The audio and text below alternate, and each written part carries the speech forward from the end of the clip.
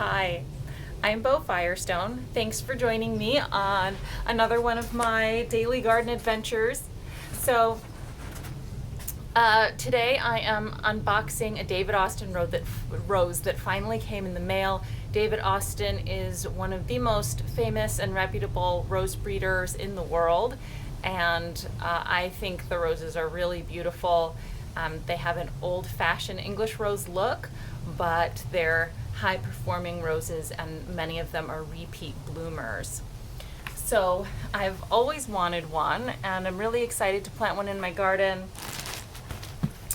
It was delayed partially due to COVID, and international horticultural shipping wasn't going that smoothly. And honestly, I didn't think it was ever going to come, or maybe if it did come, it would probably be a shriveled twig.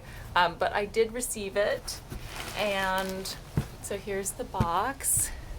It's very charming, and it's very exciting to get international mail. And then the rose comes in a bag. So you can buy containerized roses, but this is bareroot. I hope it still has enough life in it. Who knows how long it was sort of stuck in shipping land. But here's my little bareroot rose. So bareroot plants, trees and roses, are dormant when you get them. And so they're fast asleep, no leaves or anything. No soil around the root ball. You just see the bare roots there. And you can see this wonderful tag.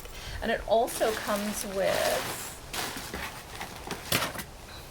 this very beautiful and charming planting guide. And there's also a maintenance guide, how-to and a yearly schedule, and it's tailored for different regions. So this is the US edition because they ship all over the world. I don't know if Bangladesh has its own edition, Thailand, I don't know. So very excited. So now the cat always wants to be involved in these videos for some reason. So now we're going to go to the front yard and plant it. I'm so excited. Here we go.